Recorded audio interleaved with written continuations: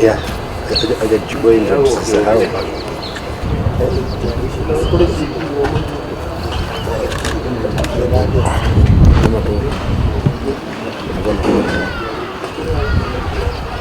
Siko na barua kwa nini kwa simu tunaona hiyo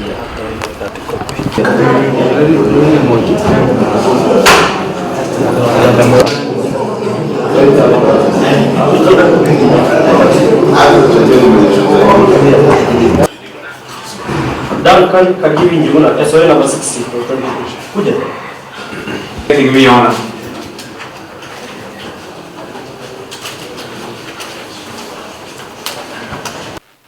I do not have the police side and also no witnesses in court today.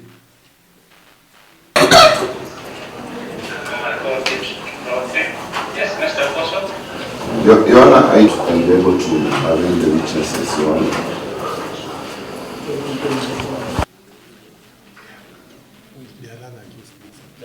Washtaki wengine kwa hii kesi. Karibia mbele.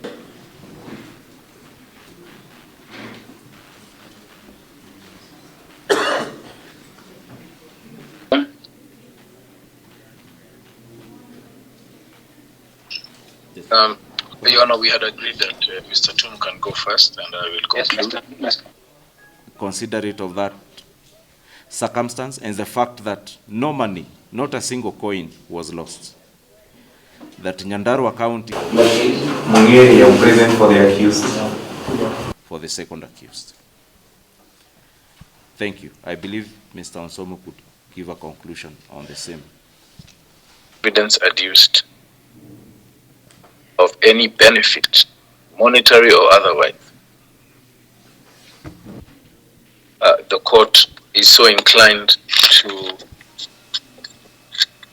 provide an option of a fine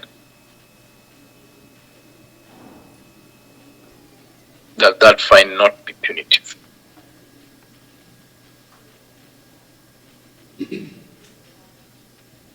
Your Honor, with that I conclude.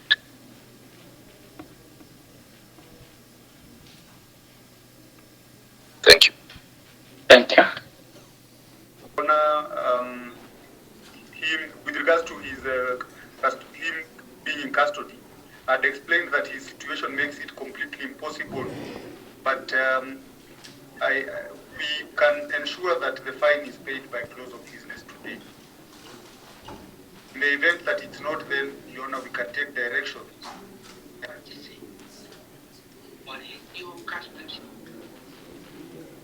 From the court. But I understand my client had paid a cash payment.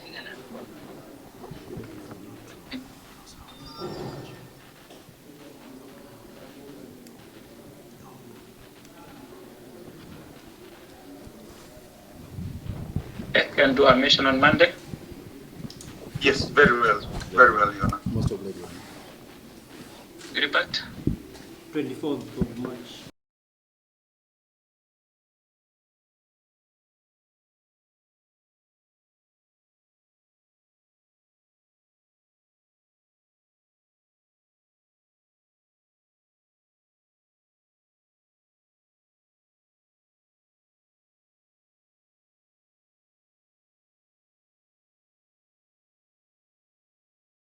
The ODPP and the defense counsels and the charges that the accused persons are facing before court.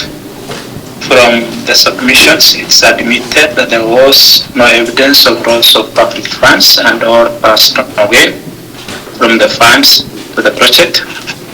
The two accused persons clearly failed to follow the laid-down procedure in pursuance of certifying the needs of the bank to adjust for that. The mistake committed denied other will-be contractors in seeking to provide the same services that were offered by Mr. Herman Consulting Engineering. I've also had the mitigation by counsel for the first accused and second accused. Their past records in public service and the current state of their lives, including the medical condition of accused one who has not been attending court. I find that a fine will be reasonable in the circumstances of this case. Hence, The first accused is fined Kenyan shillings 500,000 for count 1 and 4, and in default he will serve 2 years imprisonment. The sentence will run concurrently. For accused number 2, she also pay a fine of Kenyan shillings 500,000 for each county, that is count 2 and 3. In default, she will serve 2 years imprisonment. The sentence will also run concurrently. You have a right of appeal within 14 days. We are most obliged, Your Honor. Most obliged. Much obliged, Your Honor. My name is Grace Omweri. I'm the Deputy Regional Manager for the Ethics and Anti-Corruption Commission Central Regional Office, based in Nyeri. Among the counties we cover is Nyandarua County, and that's why we are here for the sentencing of the former Nyandarua Governor Waithaka Mwangi and the former CEC for Water, Grace Gitonga. Where the case, we started handling it in 2018, where we got a report of some irregular payments to an Israeli consultancy firm called Tahal, where they were to do some water and sewerage project, and the money they were paid in excess of 50 million was irregularly paid to them. So the case went through the court, the hearing was done, and the accused persons were convicted on 13th of March last week. And the sentencing was today. They have been sentenced. Each one was convicted of 2 counts. The former governor, the count of willful failure to follow the law relating to procurement and abuse of office. Those are the 2 counts. And for each count, he's been fined 500,000 Kenya shillings or 2 years jail in default of the sentence, which term is to go concurrently for the 2 counts. For Madam Grace Gitonga, the same fine of 500,000 Kenya shillings or 2 years in default, and the sentence also to run concurrently. So for each of them, the total fine is $1 million for each of the 2 counts that they have been convicted. So we'll be having a mention on Monday to confirm whether they have paid the fine or they'll be conducted to jail to serve the sentence in default. How do you think the sentence?